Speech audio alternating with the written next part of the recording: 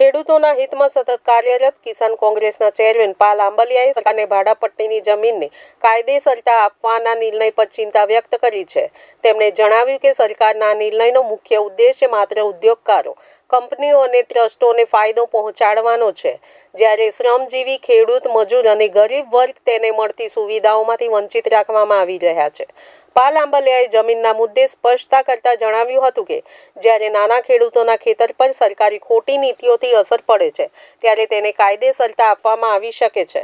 પરંતુ એવી જ જમીન જે ખેતરોની આસપાસ મકાન, તબેલા અથવા ગોડાઉન માટે વપરાય છે તે જમીન માટે સરકાર કાયદેસરતા કેમ નથી આપતી? જ્યારે 15થી 60% લોકો ભાડાપટ્ટાની જમીન પર રહી રહ્યા છે ત્યારે તેને કાયદેસરતા આપવી જોઈએ,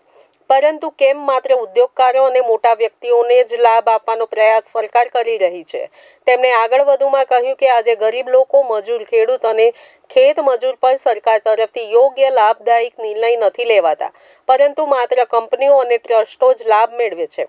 પાલ આંબલિયાએ એક વધુ અગત્યનો મુદ્દો ઉઠાવ્યો છે, જેમાં જણાવ્યું છે કે દ્વારકા જિલ્લામાં 500થી વધુ ધાર્મિક સ્થળોને નોટિસ આપી છે અને આ બધા સ્થળોને કાયદેસરતા આપવી જોઈએ. સરકારના આ પ્રકારના નિર્ણયોમાં લોકોના હિતના વિચારો વશ થયા છે અને સારા નિર્ણયની અપેક્ષા રાખી રહી છે.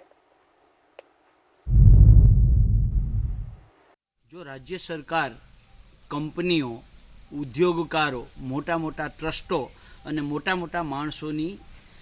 સરકારી જગ્યા જે લીઝ પેટે, ભાડાપટ્ટા પેટે આપેલી હતી, આ શહેરોની જે કિંમતી જમીનો છે એને જંત્રીના 15%થી 60%ના દરે ભરી અને કાયદેસર કરવાનો જ્યારે હુકમ કરવા જઈ રહી છે ત્યારે ગુજરાત કિસાન કોંગ્રેસની બહુ 3 સ્પષ્ટ માંગ છે કે જો તમે શહેરો માટે, શહેરોમાં રહેતા મોટા માણસો માટે, કંપનીઓ માટે, ઉદ્યોગો માટે જો આ નિર્ણય કરી શકતા હોવ તો તમે સામાન્ય ગરીબ, ખેડૂત, મજદૂર માટે આ નિર્ણય કેમ ના કરી શકો?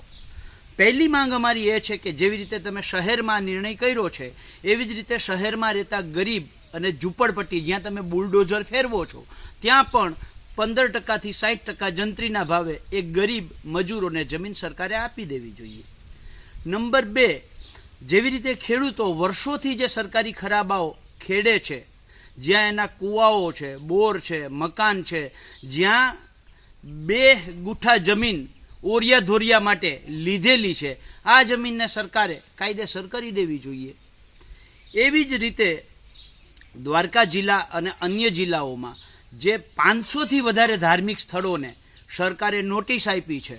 આ ધાર્મિક સ્થળો તો સરકારી જગ્યામાં નથી, એ તો પહેલેથી ત્યાં ને ત્યાં છે, તો એને નોટિસ આપવાના બદલે એ જેટલા વિસ્તારમાં છે આ જગ્યાઓ પણ સરકારે કાયદેસર કરી દેવી જોઈએ. માત્ર ઉદ્યોગો, મોટા માણસો કે સરકારના માનીતા લોકો માટે સરકાર નિર્ણય ના કરે. સરકાર એ ટ્રસ્ટશીપથી ચાલતી સરકાર છે, એણે તમામ વર્ગોનું ધ્યાનમાં રાખી અને નિર્ણયો કરવા જોઈએ. એક પક્ષ માટે સરકારે આ નિર્ણય કર્યો છે તો બાકીના સામાન્ય વર્ગો માટે પણ સરકારે નિર્ણય કરવો જોઈએ, આવી કિસાન કોંગ્રેસની માંગ છે અને આ માંગ કરતો પત્ર આજે મુખ્યમંત્રીશ્રીને અમે લખ્યો છે.